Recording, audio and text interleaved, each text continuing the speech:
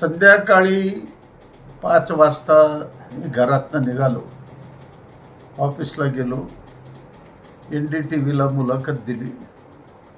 तिथनं तळभंडारे चौकाच्या सभेला गेलो. त्या सभेपासून भारतनगरच्या सभेला गेलो. भारतनगरच्या सभेनंतर शास्त्रीनगरच्या ऑफिसच्या उद्घाटनाला गेलो. त्यानंतर वीटभट्टीच्या कॉर्नर सभेला गेलो. घरी जाईपर्यंत जवळजवळ 11:45 वाजले.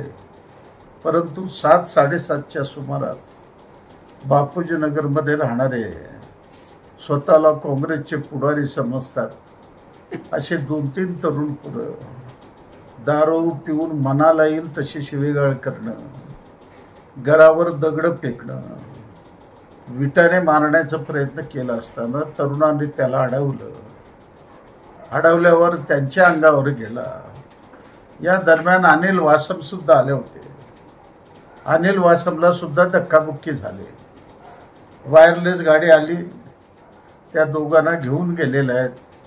माझी मागणी आहे, हा प्राणघातक हल्ला सुद्धा भविष्यकाळात होऊ शकतो, म्हणून इतकी कडक कारवाई करा.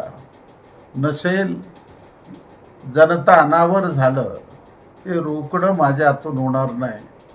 म्हणून पोलीस प्रमुखाला माझी विनंती आहे, तातडीने ॲक्शन घ्या. पुन्हा एकदा कुणी अशा पद्धतीचा प्रकार घडू नये, अशा पद्धतीची दक्षता पोलिसांनी घ्यावी असं मी आव्हान करत आहे.